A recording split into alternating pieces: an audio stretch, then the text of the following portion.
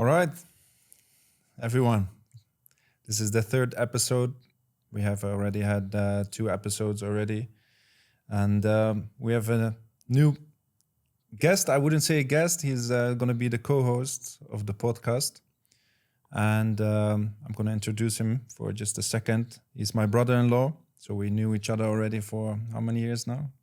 Over more than 16 years. Oh, more than Almost 16 20 years. Yeah. So I know him since he was little, and he's seen me grow throughout my career as a professional football player. Obviously, also as an investor, as an entrepreneur. You have seen my entire process, right? So I think you're the perfect co-host to do this podcast with. So, and yeah, I think just a small introduction also about Walid. He has also worked here as a real estate agent in Dubai. And he is now also the co-founder of Shine On, which we started together, which is a home service company here in Dubai. And I think he has a lot of valuable things to share with us and a lot of valuable questions to ask. And so what do you think about this chapter, by the way, the new starting a podcast? Obviously, it's something new. We both get out of our comfort zone. And what do you think about it? Yeah, definitely. Yeah, I appreciate it. Nice introduction. Of course, man. No, I think it's, like you said, it's pretty new for me as well. I mean, I think we had a lot of conversations for, I think at least more than 10 years every day. Right. Talking about good things, things that didn't going well.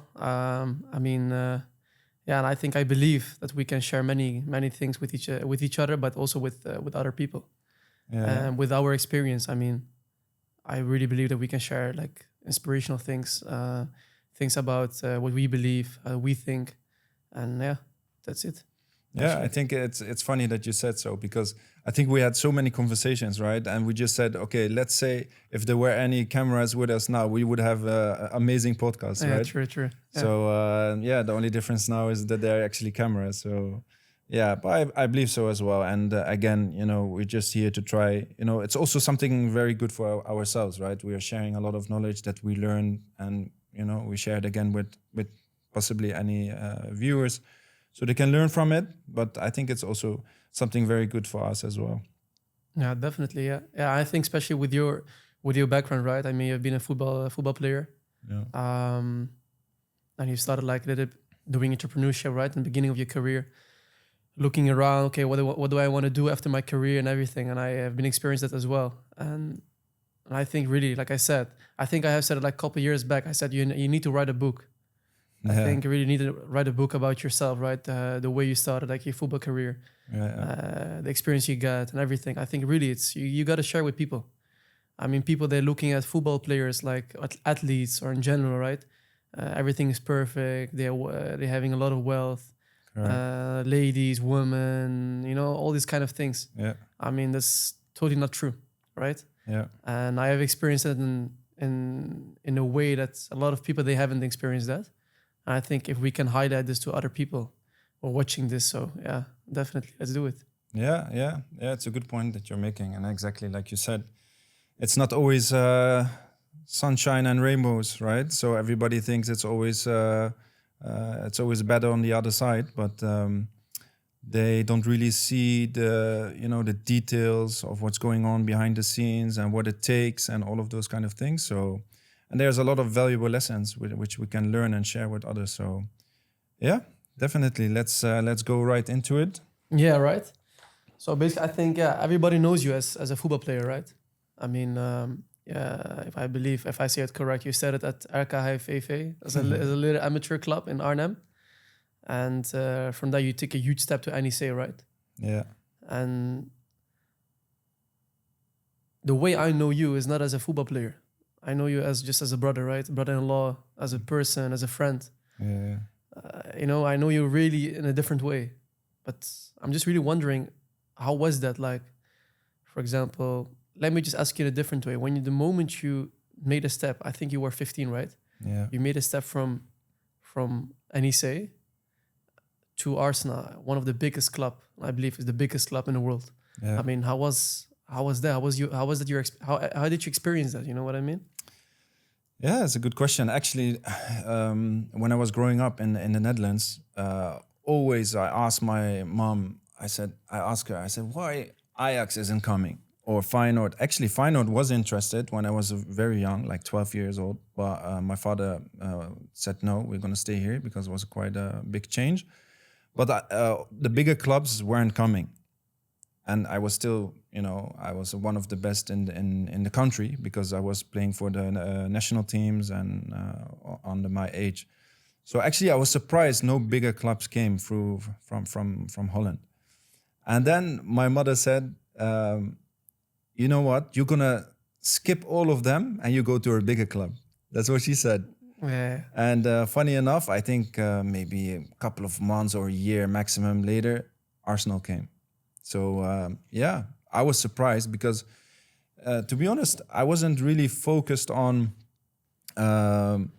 the Premier League and the bigger clubs outside Netherlands. I was just focused on the Dutch league and stuff like that. So when Arsenal came, obviously it was a big surprise, and yeah, it was a big change as well, going from the Netherlands, from your comfort zone, right, going towards a club which is very professional with a lot of mixed cultures, because at the end of the day in the Netherlands you play mostly with Dutch kids, right? So it's a big shock in that sense. A different country, different language, right? So all of these things were definitely different, but very very I would say I learned a lot because jumping out of that comfort zone, right? You Yeah, could have right. stayed also. But back in the in days, Netherlands. back in the day was different. I mean, like if you see nowadays, like players like Mino from Mino, Yeah. whatever how you whatever you name it,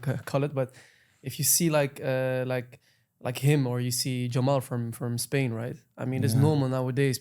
You get 16, 17, and Yeah, you get at the correct. first team. And I think back in the days that wasn't normal, Yeah, right? it's true. Yeah. So was that also like a big step? Yeah, definitely. Because even at my time, it wasn't normal for the people to, so from young players going from Netherlands to abroad. It wasn't normal. Like it didn't happen often. I think Quincy Awusu Abe was one of the first ones that left Ajax, I think, to go to Arsenal. He was the first one. And then I came after him. And then later you saw a lot of players coming as well. But and then when we arrived, it wasn't easy to come through the ranks and get to the first team. Obviously, it's still not easy, but I think that definitely, coaches are starting to give more opportunities to young players. I think that's something. I think before experience was valued a lot, still is, but now I think that young spirit and talent is really giving opportunity, like we see with this Jamal at Spain. Obviously, That's he's crazy. It's crazy. yeah, and how mature he's playing, it's unbelievable. Yeah, Yeah. Oh, definitely. I was working in a supermarket when I was 16, so yeah. yeah, so it's But yeah, again, everybody has their own steps in life, right? So I think again, we shouldn't compare ourselves always with others, but at the end of the day, we can take them as examples, definitely. But everybody has their own process and their own steps. Like I said, I moved from NEC, from Holland to UK, and yeah, others they stayed and they made it as well. Right? We can, for example, Jasper Sillissen, goalkeeper. I played with him in the same youth team. He stayed at NEC, and then went to Ajax, Barcelona, etc. So there's different routes. but it's also what you see, right? It's like very young players, they're talented, but it's not always a guarantee that you're gonna get to the top, right? I mean, you see a lot of players. I think one of the biggest example is Luis Suarez. Yeah, I think he went from Uruguay, right? He went to Groningen, yeah, and then he went to Ajax, Liverpool, and Barcelona. correct. Or like Giorgini Wijnaldum. I believe you played with him as well, right? Yeah, correct. And those players never went from like a little club, right? And then Yeah, once yeah. So Gini was exceptional. I mean, like he was from Sparta Rotterdam and he went straight to Feyenoord. So he had a good step. But exactly like you said, Suarez, it's a good example. But even at Arsenal, for example, we had so much talent and players. Like, it was unbelievable, the players that I played with from all around the world. We had all the best players were selected, and we started playing together. And you could see that, it's not only the talent, because at the end of the day, not all of them are going to make it. At Arsenal, for sure not, because there's only so many spaces that you have inside a team. Yeah. And then talking about professionally, right? It's not even guaranteed that you will make it. So, but it's also that the question I've been always asking myself, and actually, to be honest, I never ask you. But you see a lot of big clubs like Chelsea, Arsenal, you can name it, right? Man City, for example. They scouting like a lot of players, like we're talking about like 30, 40, 50 players. And we know that none of them, I think almost none of them are going to make it in the first team. Yeah. Maybe it's going to be one or two. Yeah. If you got lucky. Yeah. But what is the idea behind it? That they're scouting a lot of young players. That's actually a good question, because I think many people outside football don't even realize it. This is a business model, right? So for them, it's like they get, let's say, 50 players, 50 youth players around the world, and they pay a lot of money for them. They have good contracts. They sometimes even pay transfer fees for them. But it just takes one player to come through the entire youth academy and makes it all up for that investment, right? So it covers it up. Yeah, exactly. So let's say, for example, Cesc Fabregas, right, was a great example. Yeah. Right? So he made it to the first team of Arsenal, but for sure there were many kids at that time that didn't make it. But still, he made it. So it made it all up for the entire investment that in this case Arsenal did, for example, right? So this is, for example, what Chelsea does a lot, right? Chelsea, what did they do is that they get a lot of players and they spend a lot of money for the biggest talents from every single country. They get them to play together. If one of them is really exceptional, he will make it through the first team. If they are not yet ready for the first team, they loan them out to different clubs around the world. To get experience. And also to be shown to other clubs. So if they don't make it at Chelsea, they can still be sold and the investment can be made back up, right? So, but it just takes one player to make it through, right? I think Cesc Fabregas, he was eventually sold to Barcelona. I don't know the fee, but tens of millions of pounds probably. So you make it all up just with one player. So crazy. This is the business model behind the football. Yeah. If I can remember, you were also on loan when you played at Arsenal, right? Because you were 16, right? 15 or 16? Yeah, I came 16 and I went on loan when I was 18. You were 18, okay. Yeah. All right. Which clubs? So when I arrived at Arsenal, I started with 16, right? And I started playing with the reserves and start playing quite good. And so quite quickly, I was able to train with the first team. So that was for me a huge experience, going from the Netherlands and then suddenly training with Thierry Henry, for example. It's crazy, right? Yeah, I see Dennis Bergkamp walking through the aisle. These are crazy experiences, right? So, and then eventually I made it to the first team, meaning that I made my debut. I trained with them often, and eventually. Got injured. Now we're stepping a lot of steps, but then went on loan to Derby County, right? Which is at that time they just relegated from the Premier League to the Championship. Yeah. So and that for me was the best experience because I learned a lot in that period. Like in football wise or like mental wise? Yeah, definitely mental wise. Yeah, definitely. What one of the things that you learned? Like if you can name one thing. Yeah, a lot of things, man. For example, I remember when I was brought in, it was Paul Jewell which brought me in because we had a match against the reserves of Derby, and I was playing really good. So he liked me and he wanted to have me on loan. So I had a lot of credit with him. So he was playing me a lot. He gave me a lot of confidence. He was really nice to me. And so that really boosted my confidence and therefore my performance. And I remember also the moment that changed was because we were under pressure. We weren't performing really well. And we had a game against Nottingham Forest, which is the derby. It's like a crazy derby against Nottingham Forest. And we're playing at home. And I think it was 1-0 for Nottingham, or it was 0-0 or something like that. And we got a penalty. and I was the youngest one on the pitch. And the older ones, the mature ones, the most experienced ones, they were all scared to take the penalty. They were all scared, really. So, and they start looking at me. They said, look, Nasser, go and take the penalty. Go and take the penalty. They didn't want to take the responsibility. I was 18 and I didn't care. I said, okay, it's all or nothing. So I was going to take the penalty. So I took the penalty, and I took quite a good penalty. But those ones where it's like you put it in the corner, really. But the goalkeeper, he just made up his mind. He's going full in that corner. So he really went like 100% in that corner, right? So he touched it. He took it, and so I missed the penalty. And eventually, after that penalty, I remember I was straight away focused again because we had a corner. So I took the corner kick. Right, I took the corner kick, so I saw an opportunity to make it up. To make it up, exactly. And I did. I gave a very good corner, and we scored out of it. But one way or the other, the referee just didn't count the goal. He decided it wasn't a goal, but it was fully a goal. We saw the replays. There was nothing happened.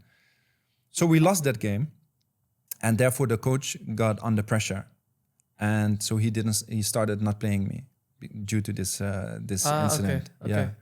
And eventually he was fired. So we got a new assistant coach, which did like me. He kept playing me sometimes, so now and then. And then eventually we got a new coach, which was Nigel Clough. His father is, I think, Brian Clough. He's seen as one of the biggest coaches in the UK, together with Ferguson, right? So at the beginning, he was playing me. He was giving me some confidence here and there. But always when there was something wrong within the team, he was taking me as an example. And always shouting. Because you were the youngest, or? Yes, exactly. Because first of all, I wasn't a Derby player in the sense of they didn't pay for me any transfer fee or whatever. They just paid the salary. Yeah. So I'm not really for long term there, right? And I was the youngest, so easy victim. And still, I was playing in the first 11. So taking, for example, a substitute and making an example out of him is not really bringing any message. But when you take the one of the first 11, starting 11 as an example, it brings a message. But so I remember so many times. Because his father was also known for really tough training style and really tough coaching style, right? So he basically was a copy of his father. But to be honest, in this time and age, it doesn't work like that anymore. You have to be able to be a human coach, right? You have to manage players, and et cetera, give them confidence. But I remember some issues. Like we had one instance. We were playing, I think, against Sheffield United. And or Sheffield Wednesday, one of them, and Robbie Savage. He was quite a big known player in UK, and he was playing at that time also on midfield next to me. And he was quite close to the coach as well, because Robbie Savage, he wasn't playing for Paul Jewell because they were not, they weren't on good terms. And so at that time, Robbie Savage, he was starting again, and I was playing next to him on midfield, like on the right wing, and he was on the center midfield. And there was a moment where he had to take the player. It was his player. It wasn't my player. But he could make it look like that I wasn't putting pressure or that I wasn't running with the player, right? So the player ran and he got the ball and he scored, right? So I remember him screaming during the game, like the kickoff was being taken. He started shouting, "Nasser!" How old were you at the time? 18. 18. Yeah, 18. Imagine. Yeah, so 18, he was shouting. He said, "Nasser, come." He said, "Come to the bench." So I came. He didn't substitute me, but he just wanted to scream to me. And he started shouting. He said, "Why you have to run with your player?" And he started using the F word and blah, blah, blah, blah. He said, "If you don't start playing properly, I'm going to take you off, blah, blah, blah." So my confidence went straight down the hill, right? So Of course, you were 18. Yeah, I was thinking in my mind, take me off now, please, because I don't want to play anymore like this, right? First of all, I felt injustice done to me because I was sure it was his player, right? Robbie Savage player. Well, Robbie Savage has a big name, is experienced, so he doesn't want to scream at him, right? So he takes the young player. And then that game, I think I didn't play good at all. I think we drew or something like that and was forgotten about. Then I think a game after that or something, or maybe a game or two after that, I remember we had another game. And actually I was thinking, we were drawing, and I think was playing quite good. And then we came inside the changing room and we arrived, everybody's sitting down there. And he goes at me, he looks at me and he says, hey, you think we are in Holland? You think we're playing Dutch football here? Just tricks and all of those kind of things? No, we are playing English football. You have to run, you have to fight, you have to F this. Wow, I was so surprised. And the entire team really was playing really bad. And I think I was scoring a 6 out of 10. Like I was still playing decent, right? Yeah. From all of them. And I was so shocked, I thought, what? Why you don't talk to anybody else, but you talk only at me? And whereas we are a team, right? You should talk to everybody or don't talk individually or talk to some more individually, right? Yeah. So he goes, and my confidence again went down the drain. So I went out on the pitch, second half, playing really bad. Like I didn't touch a ball. And we drew or won, one of the two. And then he came on the pitch and we walked off. I walked off to the change room. I thought, he's coming again, And he came to me and he said, Nasser, well done, mate. Well played. And I looked at him and he changed. My mindset went like, what? He's playing crazy mind games, I thought to myself, what's happening here, Like, It was totally like an opposite world. Like exactly. if you look in the Dutch football, it's like playing with the ball, right? Yeah. Keeping the ball. If we're gonna take, for example, the Johan Cruyff philosophy, right? Yeah. Touching 1-2 times and then you just bring the ball to the other teammate. Yeah. I think English football is totally the opposite. I think since the day that Guardiola he came to the Premier League, I think he changed the game. Yeah. Because that game of his dominates, right? Yeah, and if correct. you win trophies, Yeah. then nobody can say something. Yeah, correct. I think that's especially because I think back in the days, I think nobody was like a fan of that. Yeah, I think even like you're giving Guardiola as an example, obviously, because it's more from your generation, right? Yeah, correct. But if you look at Arsene Wenger, he's mostly known for bringing that kind of football style, right? Because Arsenal was also known of crazy football, right? And beautiful football. So he was bringing that more so before even Guardiola did. But obviously Guardiola, excelled even more.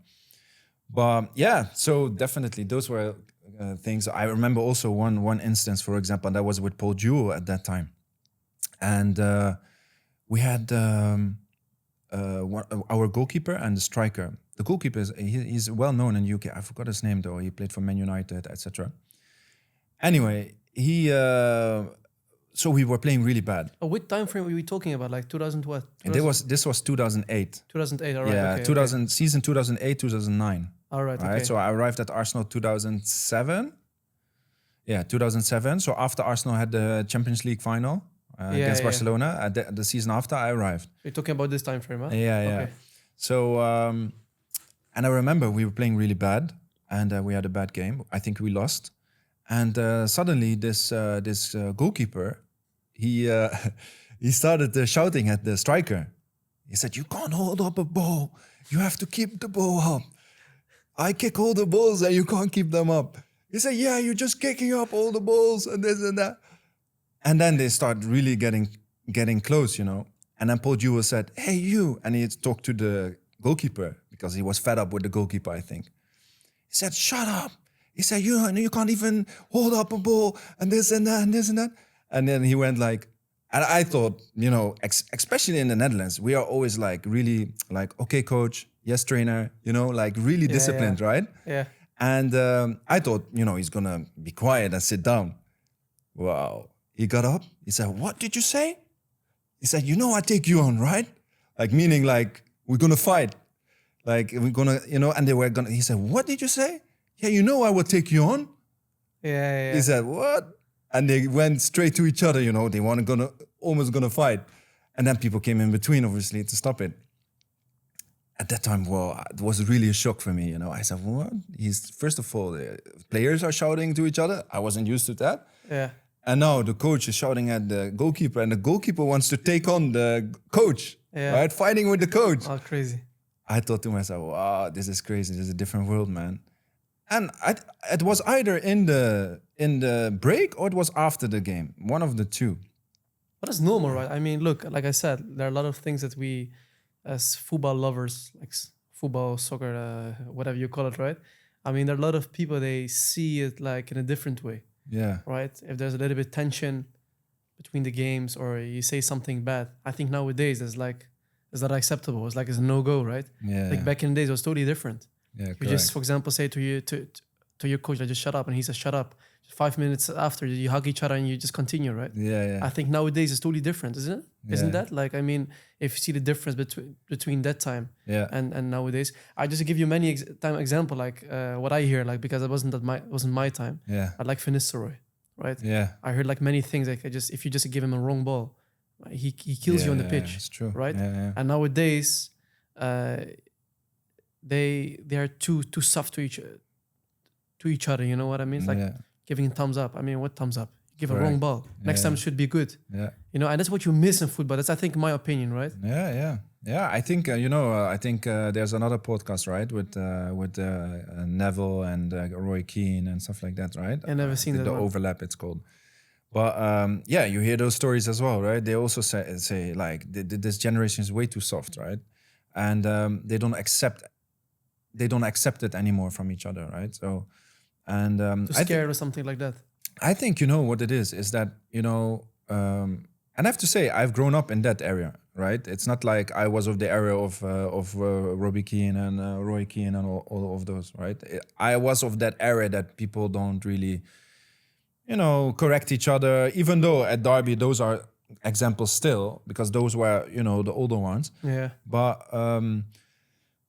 definitely I think they knew that to achieve the goal together, we need to sometimes be tough on each other.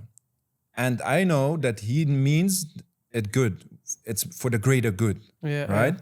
And so I accept it, and I self-reflect and I accept it. Like you said about Van Nistelrooy, I think that's also one of the main reasons Cristiano Ronaldo is doing so well. Because he grew up in that environment. Because he was the young guy at that time, 17 or 18. He arrived at Man United. It was the same time frame, right? 2007, 2008. Yeah. Then he made it. Then he made that transfer to Real Madrid. Yeah, exactly. Yeah. And obviously, if looking back at his time when he arrived, I remember that some stories. I think that Van Nistelrooy, he expected every time a cross, but he was doing a lot of skills, right? So that made him also reflect and think, look, I have to be more, direct, right? And that improved his playing style. If we go back to 18, right? If I can remember to myself, when I was 18, I was still at school. Yeah. You know what? I'm driving delivery pizzas and those things. And at the evening, we had a Champions League game and then we watching it, right? Yeah. I mean, that was my perspective of football. I think many of people watching this probably, they have the same, right? Yeah. But if you're 18 and you're playing at Arsenal and they bring you on loan to Derby County, right? I mean, it's totally different environment. Yeah. It's another mental breakdown because you go from NEC, it's actually, I'm not saying it's a good club in the Netherlands, it's just an average club, right? And then you go in, like, you make a huge step. Yeah. And then you go back to Derby County. It's another mental breakdown that you think, hey, wait a second. Yeah. Wow. Because we human, sometimes when we are in the moment, we don't realize, like, what do we experience actually? Correct. It comes a little bit later, right? Each individual is different, I believe. But how was that? I mean, because these are questions which I'm really wondering of, like, because he was playing with Thierry Henry. I mean, one of the best plays ever, right? Yeah. Playing with Cesc Fabregas. He's playing with, I can remember, Galasso. Who more?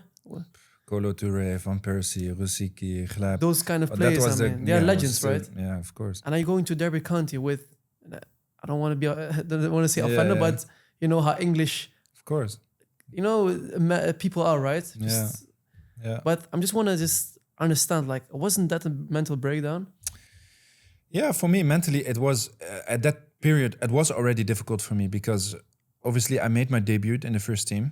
And in the second match for the first team, I dislocated my shoulder. Yeah, I spoke about it in one of the last episodes, and obviously that really brought me back to earth and really made me start reflecting. However, my main objective going to the UK was making it at Arsenal, right?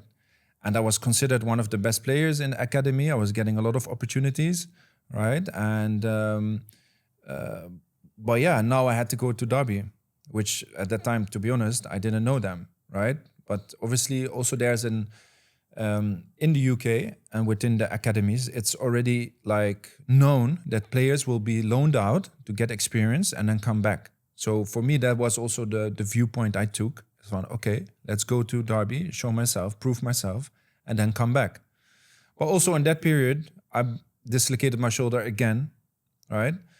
And This is something common, right?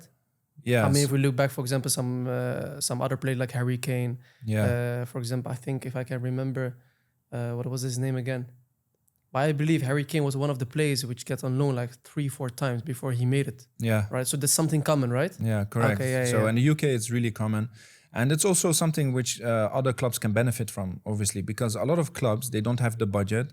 Now it's different, but in a championship, for example, they don't really have the budget to get young, talented players for a lot of money. So what Arsenal has, they do.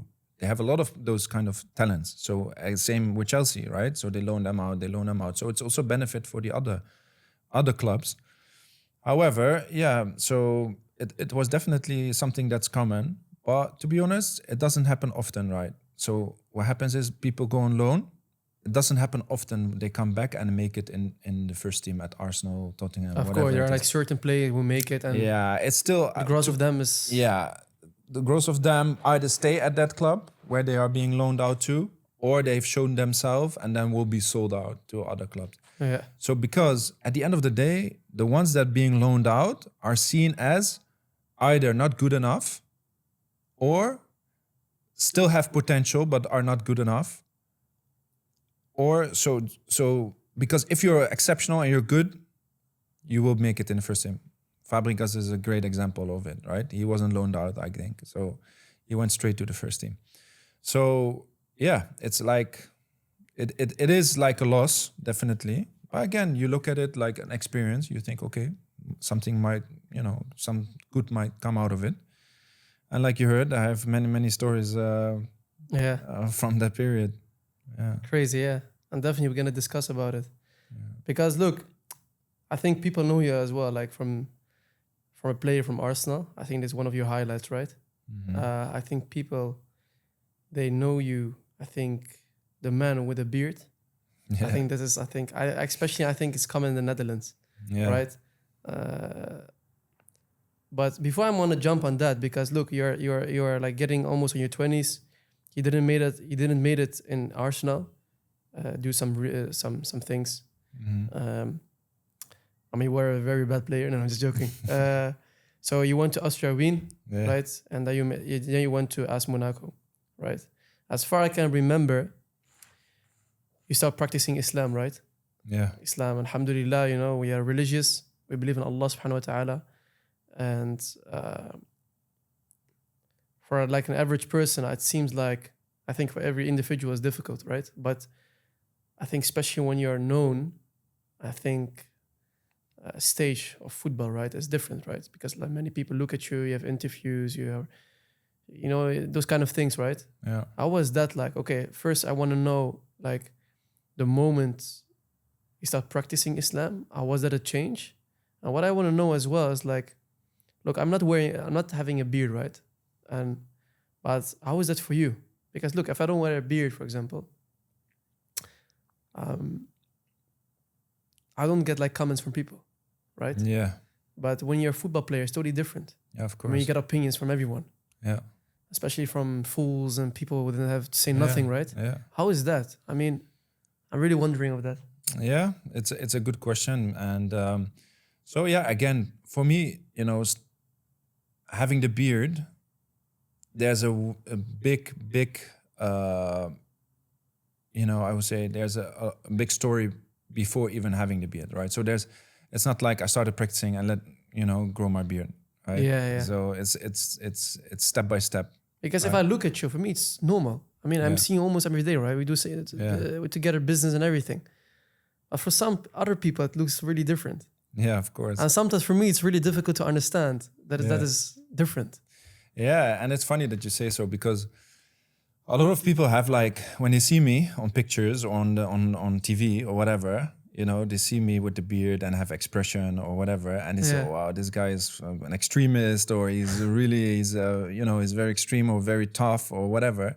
But then the moment when they start meeting me and they start talking to me and they start, wow, there's a different expectation that I had, right?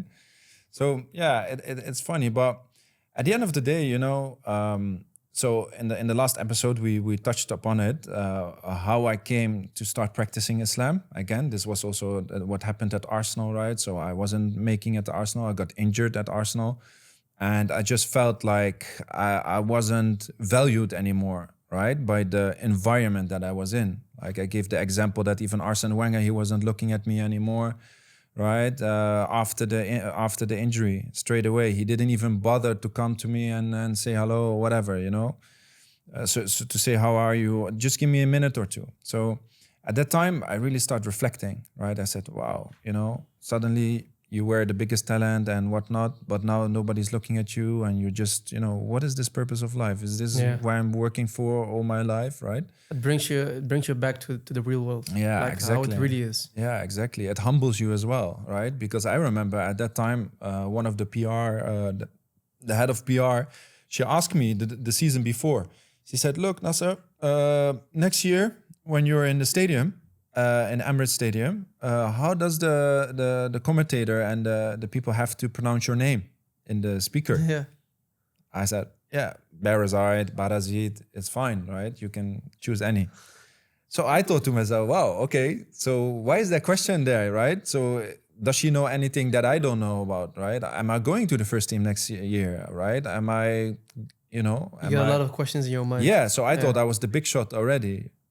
So these kind of things, like if you then like dislocate your shoulder and nobody's looking at you anymore, nobody's talking to you anymore, nobody's giving you the value, and you see other players getting that value, you know, that were first behind you in the row and now they start, you know, stepping on top of you, you really start reflecting and you really start being humbled, right? You start really thinking, okay, so what is it all about? Is this life? Just going to training, come home, play PlayStation, eat, go out with friends, go shopping, come back home, play PlayStation, and go sleep again, and then train again, and then repeat that.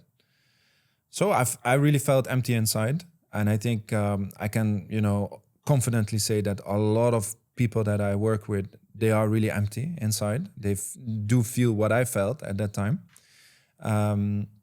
And I just started asking those questions, right? I said, okay, what is the purpose of life? And then start researching Islam.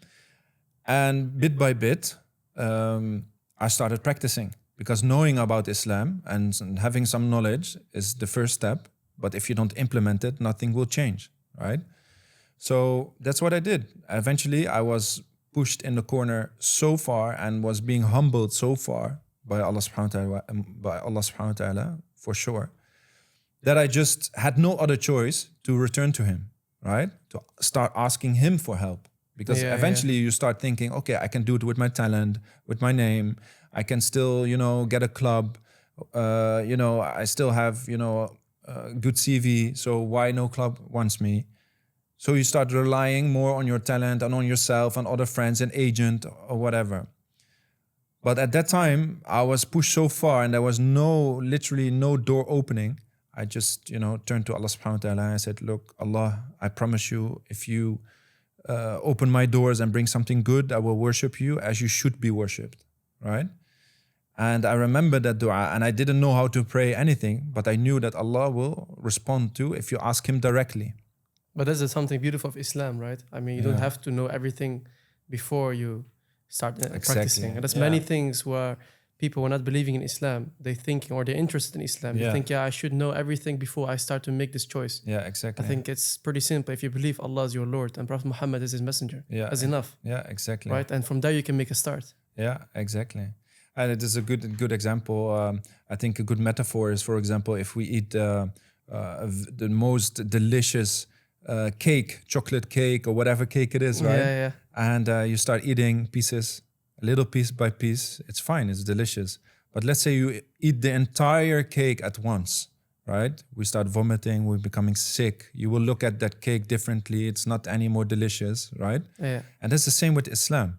You start entering Islam, you start, practicing Islam. It's all step by step. You have to learn, you have course. to take it But day by even day, us, I step by mean, step. alhamdulillah, we're born as Muslims and we still make mistakes every day. Exactly. You know what I mean? Yeah. So we still don't know everything. Yeah, exactly. Right. Exactly. And that's the point that you came for about the beard. It wasn't until I was 24, 25 that I start let my beard grow, right? And I was 21 when I started practicing Islam. And so there's a whole long story before happening that. But yeah, you build your beliefs and you build your strength. Basically. Someone offers you $1 billion to shave your beard. Would you do that? Oh, that's a good question you're asking. $1 billion. Yeah, that's a very good question you're asking. So I had a story here, and it was at one of my clubs. I won't name the club. And it was one of the technical directors. And he came up to me that day, and I said, let's have a meeting just like we're having now. And he said to me, Nasser, look, he said, there's a lot of supporters that are not happy with you. Yeah. And they found you a bit extreme, right? You're having your beard and stuff like that. He said, I think it would be good if you shave your beard off. And this was my response. I said, okay. I said, look, if that's the case, you can take my contract now and rip it apart, right? Oh, wow. Yeah. And he responded, but no, that's not necessary. That's not necessary. But it's just an advice. It's just advice. Yeah, I say, okay, thank you for your advice, but I'm not gonna do it. If you want me to leave it off, then rip my contract and I'm done, right?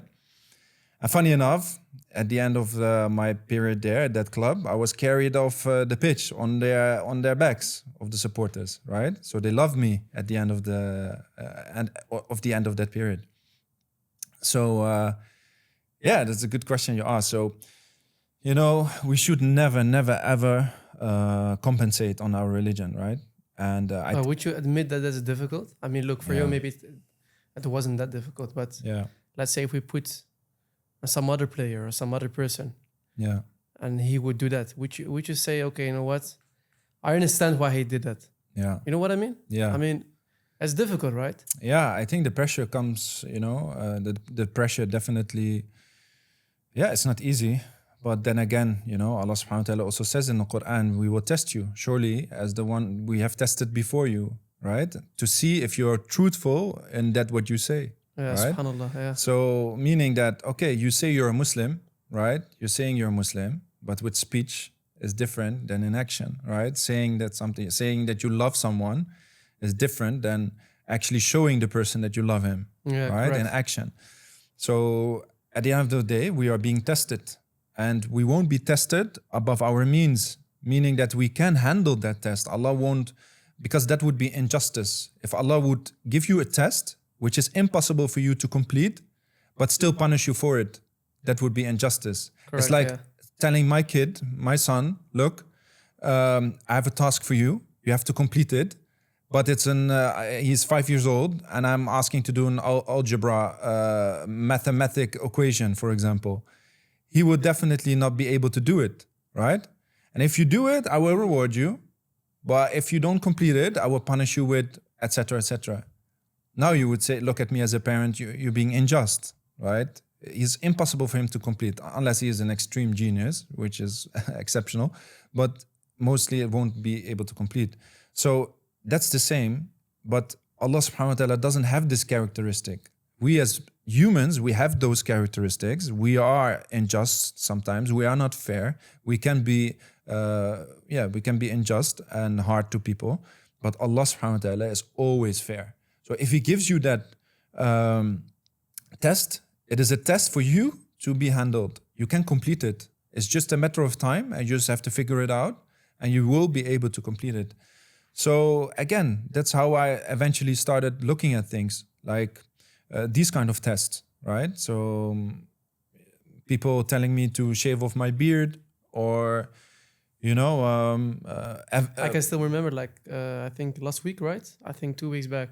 I think you said like one of your kids, I think the youngest one of his friends at school said like, "Hey, your father has a beard." yeah, And you know what's pretty funny? Like when you have a beard, like as a Muslim, it's not good.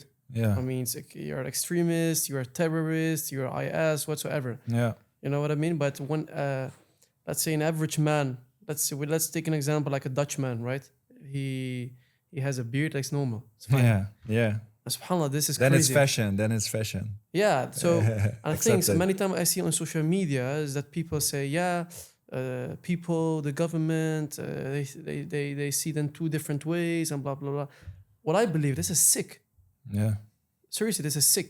Yeah. So when a lot of football players, they have like tattoos, they have one of the craziest tattoos on their bodies. They Yeah. have crazy things. yeah, I think one of the one of the biggest players in the Netherlands, he has like a crazy hairband on his head, right? Yeah. I mean, everything is fine.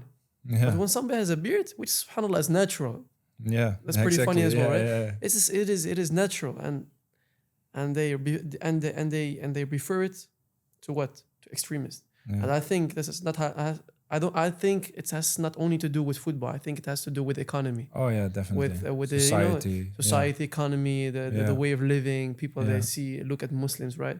Yeah. And of course, if you have a job, reflects. I think it's the same as with women with the hijab. Yeah, So nowadays, women, they're really not struggling with the hijab as in sense of hijab. They struggling. I cannot wear the hijab because of my work. yeah, I cannot wear the hijab because of my internship yeah, of school. Right? Yeah. I mean, this is sick. They love to see women naked yeah, rather than to be covered, yeah. and then they're wondering like women they're not being respected in those kind of Yeah, countries. Correct. That's crazy. Yeah, Right? correct. That's crazy. I mean, yeah, correct. Like you said, you know, the world is upside down now, right? So, and at the end of the day, look, you don't have to agree with me, right? I don't ask you for your agreement. Like, Yeah, I yeah. just ask you to respect me, right? Just as I respect you, right? I never told my teammates, you should get rid of those tattoos or you should whatever, right? It's up to you. If that's what you want to do, it's up to you.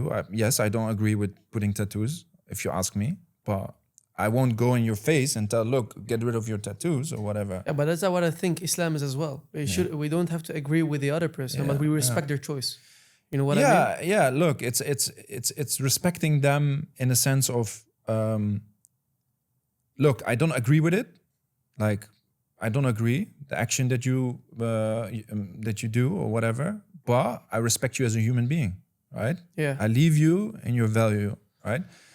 And I think this is why Dubai is so beautiful, right? So because in Dubai, everybody might have an idea about somebody else, might have an opinion about somebody's thoughts, but still they respect each other. There's a woman that's maybe wearing a tight short or whatever, walking around, nobody will say anything, right? Might think something that's different, but won't talk to them or won't tell the opposite But why opinion is or that? whatever. Why is in Dubai? I mean, everybody has a different opinion, Yeah. right? And in the Netherlands, everybody has a different opinion. In the UK, everybody has a different opinion. Yeah. But in those countries, it goes wrong. People fighting, Yeah. people killing each other, Yeah. right? People, they can give their opinions like in public, whatever Yeah. they say, right? Yeah. But here, they're respecting each other. Yeah. I'm not talking about social media or TV. I'm Yeah. just talking like you're just walking outside. Yeah. It's just still the respect. Yeah. Correct. What is it? Yeah, it's a funny question. And the funny thing is, those are all the most advanced societies in the world, the Western society, right? Netherlands, UK, France, Europe, Yeah. America. But look, all the things that are going wrong over there. And why is everybody fleeing from there? And funny enough, fleeing to Dubai, Islamic country. Yeah, Right? yeah. One of the safest country in the world. One of the safest countries in the world. City country. Yeah, the UAE. So at the end of the day, you know, there must be something good in that, right? And I think it's definitely due to leadership, right? Having great leaders and knowing how to, you know, put rules and regulations in place and putting the standards.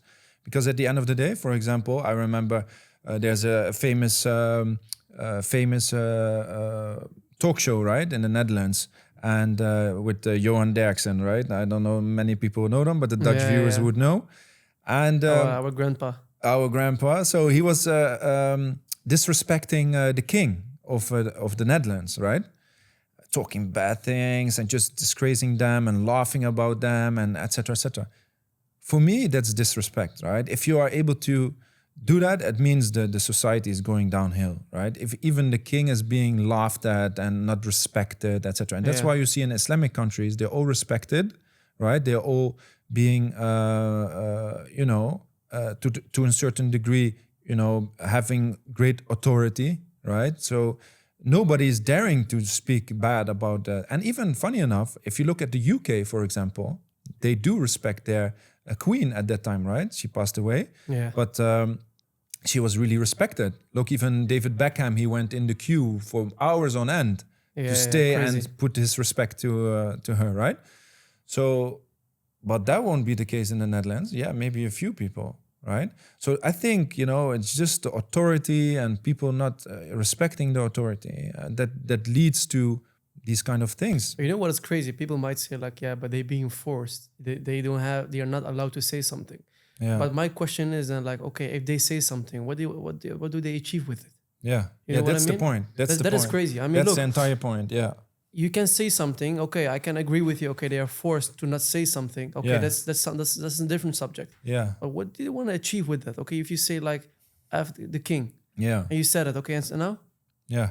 he's still Yeah. the king, right? Yeah, exactly what you just say, and this is again like the toxic behavior, right? Which is within the society, right? So what means is that the people there, they just want to achieve something, meaning they want to have an uprise or they want people to follow them and create some, difficult situation. So I think that's the entire vision behind it. Why would you do it? Because that happens also within a football team. Again, going back to football, I remember if players didn't play, right, they would start talking with other players about the coach, right? And if they lost the match, then they would start talking to each other badly about the coach. Why? To put pressure on the coach, to put pressure to start putting toxic behavior within the team, and therefore getting worse results. And therefore, hopefully getting a new coach, right? And therefore, hoping to get a new opportunity, right? But it's the same as it's the same everywhere. Yeah, it's the same. I think that's what you everywhere. have seen as well, right? I think if I can remember, it's I think around 2012, 2013, started like in Tunisia, right? Yeah. With people that getting on the streets and and making crazy things and damaging things. Yeah. And then went back to Libya, right? Egypt. I think look at the situation right now. They didn't achieve anything. Yeah, correct. And probably people are gonna say, but you don't live there. You're not have the nationality. You don't know how it goes. Okay, it's fine. That's true. Yeah. I don't know how that goes there. Yeah. But what did you achieve now? Yeah, correct. You know didn't what I mean? achieve anything. Instead of just coming together and try to solve something with each other, right? Yeah. But it's crazy. It's crazy. Yeah, definitely. It's crazy. But yeah, like I said, like I mean, if you go back to the subject, having a beard or something, you know what I mean? That's crazy. Yeah. Because I can remember as well that when you had like the situation, I think against FC Twente, right? Yeah. You made I think 2 goals, 2 assists. Yeah. I don't know exactly what the score was, but you didn't give that lady your hand, right? Yeah. And they want to frame you like, hey, you don't respect women. Yeah, correct. You know what I mean? Yeah, that's also a funny story, and we can finish the podcast with that. Is that or this episode is that I was the man of the match that game. So we won that game. I scored twice and gave 1 assist, I think. So I was one man of the match. And after the game, Fox Sport wanted to do an interview with me. But myself and another player, which was also, he was in my team, and he is a practicing Muslim as well. We have decided not to have physical contact with any opposite gender. So meaning with any other woman. You're writing agreement. Yeah, so people knew about it. Like our PR team, our media team, they knew about it, and they would always discuss that, inform the journalist about it beforehand, so we don't get any awkward situations, right? Yeah, in front of the camera. Yeah, exactly. And also, for the lady, if she's informed beforehand, right, which is here the case, everybody knows, most people know, okay, if the man doesn't reach out, don't shake his hand, right? Yeah, that's true. So I had one situation, just quick. I had one situation was back in the days, I was doing real estate and everything. And I had one, I think Emirati lady or a Saudi Arabian. Yeah. And it was just, I think, 2 meters distance between her and me. Yeah. And out of respect, I did this. And Yeah. she knew already about it. I knew about her. Yeah. I mean, it was respect. I saw Yeah. like as respect, you know Yeah, what I mean? I don't want to correct. touch that lady, Yeah, correct. you know? Yeah, so this is exactly here the culture is accepted. So I understand in Netherlands and in the Western society, it's not accepted. Like we discussed, they prefer the lady to be, sex object basically. But for us, we respect every single female, right? As we would like others to respect our females, like our daughters, mothers, wives, etc. Right? And so we don't have any physical contact with the opposite gender, right? And we respect her in that sense. So the media knew about it, right? It was not that they didn't know about it. They knew about my situation, that that was my principle. And so what happened was the guy came to me and said, "Look, Fox Sport wants to have an interview with you. Do you want to have a live interview?" I said, "Sure, but let me just thank all the supporters and I will come to you," right? Because they were in the corner and we started in this corner. At every end of the game, you just thank the supporters. Yeah, and, exactly. okay. So we made a round and then he came again because it was, of course, they have a schedule, they have to be live. So it means they have to be fast, right? So he came again to me. But the first time, actually, I told him, I said, "Look, does she know that I don't shake her hand?" Right? Yeah, that was it, lady, Helena Hendricks. Yeah, exactly. Yeah, for people who don't know. Yeah, exactly. So, and funny enough, she wasn't really well known before that moment. And after that moment, she started skyrocketing. But anyway, there's a side story. So I told him, "Does she know about it?" He said, yeah, she knows about it and she's fine with it. I said, "Okay, good." So we made the round and he came again, like, "Can you hurry up, please? Because we have time." I said, "Okay, but did you tell her?" Yeah, what you I just said it mentioned again, like twice. just to make sure, yeah. Just to make sure. He said, yeah, don't worry about it. She knows about it. I said, "Okay, good." So in the meantime, they had time to prepare as well, right? For this moment. So I arrived and I entered the conversation. And there was an ex-football player, John de Wolf, and her. And out of respect, I didn't want to shake his hand. Just out of respect for that moment, right? I thought it would be wise to not shake his hand as well. I would also be like, for someone who doesn't understand the whole situation. Yeah. It's like, would be very weird to give a man in a hand. Yeah. And another lady don't. Yeah, exactly. Okay, so I didn't want to make any differentiation in front of the camera in that sense.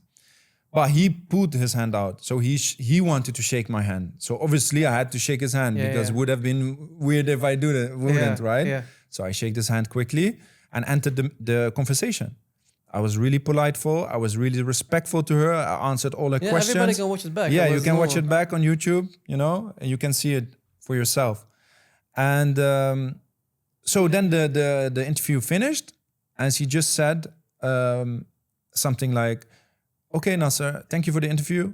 But, you don't shake hands with women, with ladies, right?" Yeah. And then she shoulder clapped me as well, which is also physical contact. So I was awkward there as well. But anyway. Yeah, but if we touch women, it is wrong. Yeah. If we touch women nowadays, if I would have done that to her, we would have a different story. Yeah. But anyway, so I didn't think much of it, right? I just, laughed it off and I walked off. I went to the changing room. But getting to the changing room, there's a lot of journalists as well there. So what happened is they start interviewing me for the match. But besides the match, he started talking to me. He said, "Look," he said, "Nasser, do you want to respond to what happened?" I said, "What happened?"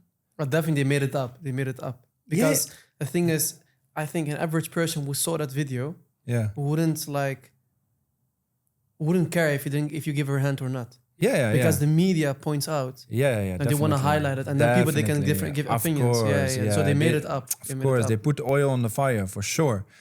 But also she definitely did that on purpose, right? She meant to do that because there was no need to mention that, right? I was just about to walk off out of the interview and the interview would have been done. The highlight would be me being man of the match. But she decided not to do that. She decided to mention it, which Crazy. was... Were you surprised the moment the other journalists, they interviewed you like, "Hey, do you want to respond to it?" Yeah, so he said, "Do you want to respond to it?" I said, "Do what?" He said that you didn't shake Helena's hands. I said, "What? you already know. I just left it, and you already know. Yeah, I said it's all over the internet. Everybody's talking about it. It's nonsense. Everybody's talking on Twitter and social media. Everybody is talking about it. I said, okay. I said, I don't care. I said, I'm not going to respond to it, because if you respond to it, you put more oil on the fire, right? Yeah. So yeah, the next day, actually, the same day, right? I went to my to my parents' home, right? And I arrived at home, and nothing was okay. Everything was okay. And then obviously after I went back to my home, my dad started looking on the internet, because he wants to see the videos, and his son was man of the match and all of that. And he saw all the hate and all the explosion about me not, shaking shaking your hand. So he was shocked, and he was also a bit angry as well, because he said, "Yeah, you're putting your career down the drain, and you have to focus on your career, and now no club wants you anymore, and this and that." I said, "Dad, please, relax. It's no problem. It will go." No. And so that was for me the biggest challenge, right? Having your parents also really, surprised. I understand they were surprised, because they didn't know it as well. Yeah. But that they went against me a bit, even though I have to say my mom, she was quite supportive, but she was surprised at the beginning. And but can you understand from people who are not, let's say they don't believe in Islam, right? Yeah. Can you understand that they're thinking, hey, wait a second, why are you doing that? Yeah, of course. Definitely. I do understand, because look, at the end of the day, I didn't grow up in a practicing environment, I looked up to people with beards, also extreme. Right? Yeah, because that's what the media highlights. Yeah, exactly. It's what the media highlights, and they present a vision or a picture of somebody with a beard, and you start having associations with different groups, right? So and we all know about it, what happened, right? So big media outrage the other days, and came in all the talk shows, and even political groups telling or advocating for me to get fired. So they wanted me to get fired, and telling that sponsors should not sponsor the club anymore because I'm there, and this and that. So trying to put a lot of pressure on. I can remember the day after. I think the day after, or 2 days after the game, I think there was one guy. He was like representing like a talk show. I think like a talk show, media show, whatever that's called, Ponius. Yeah. And he came with, I think, a couple of ladies, cheerleaders or something. Yeah, correct. And they were like pointing their butt. Towards like the training pitch to you guys, right? Yeah. I mean, Wallah, this is seriously, man. This is disrespecting women. Yeah, exactly. Like showing them naked. Yeah. Like using them naked. Yeah.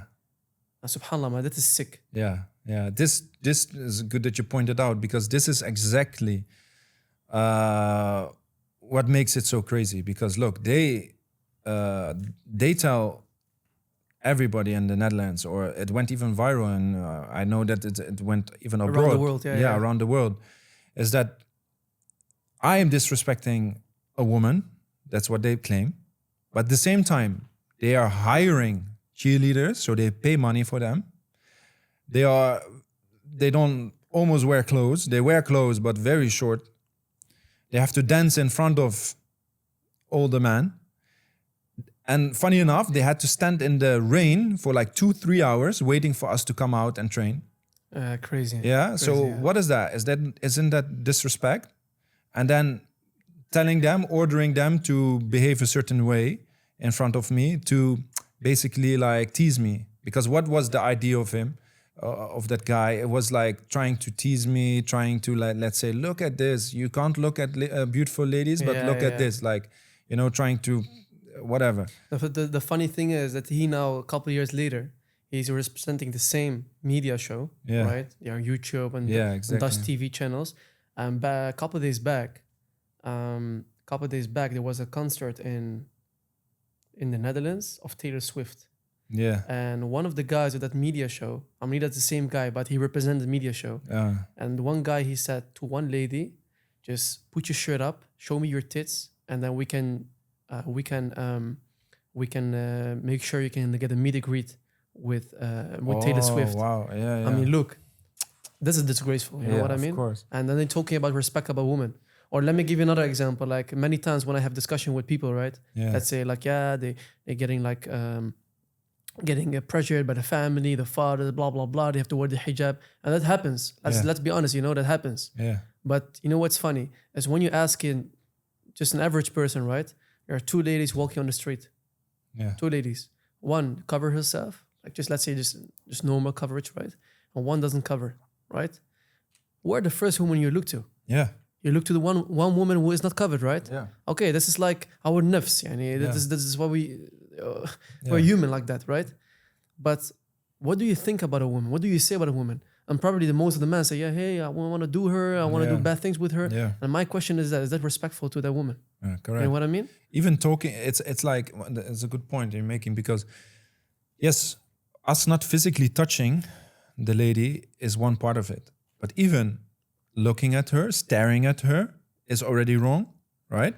With desires. And even talking about it then would be even disrespectful. I remember that we had meetings like, these team meetings, like having, we go to the restaurant and have food together and stuff like that.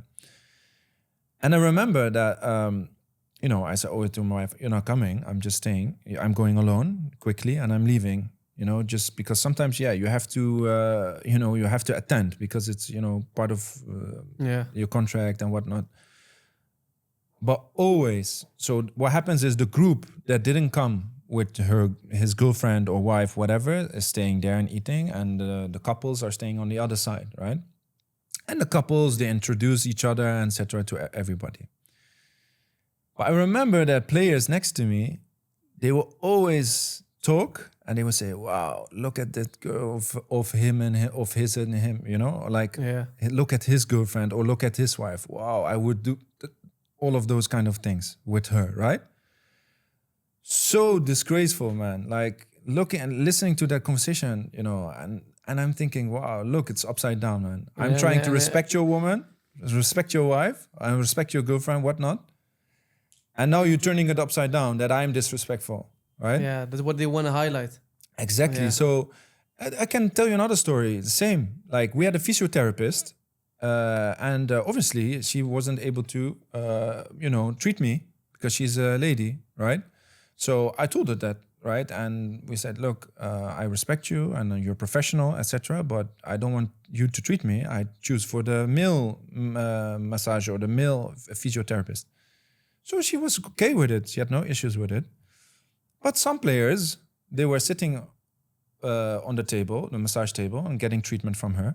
And she was doing the groins, for example, or the thighs or whatever. And then they would say to her name, and then would say, oh, please, a little bit to the left, a little bit more down, teasing her, a little bit left, towards their private part. Yeah. Right? So imagine your wife, you send her out to work, or she's working by herself, she's going out for work that day, and knowing that your wife is being treated by other people like that, saying, go a little bit to the left, to my private part, right?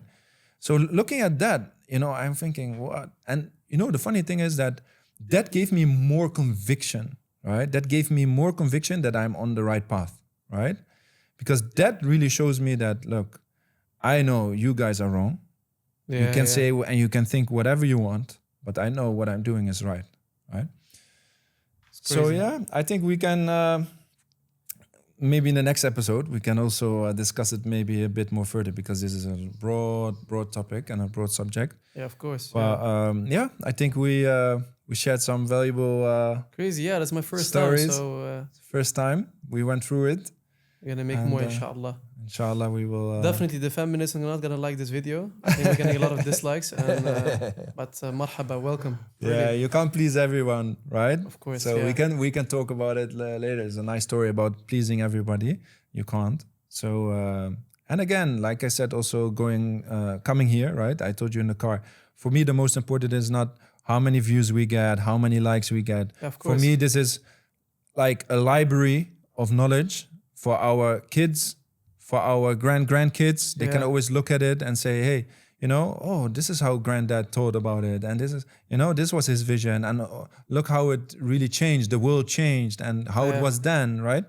How valuable would that be? Like, if I would ask you now, if I can give you a YouTube video of your grandfather about a certain topic, That would be crazy, yeah. would you pay $1,000, $2,000, $3,000 for it? Yeah. Even more. It's crazy. Right? So now we have the capability of recording this. And it doesn't always have to be perfect and people don't need to like it. It's fine. But at the end of the day, we like it. And maybe our kids and family and parents like it. That's enough. And if others like it, it's a big, big bonus. And we would like that. But it's not the main focus, right? Yeah. So, No, thanks for that. Really. Yeah. Thank Everybody, you. And don't forget to... Forget what? What should we say always? Thumbs up, subscribe. If you don't like it, good luck. All right. Ciao, ciao.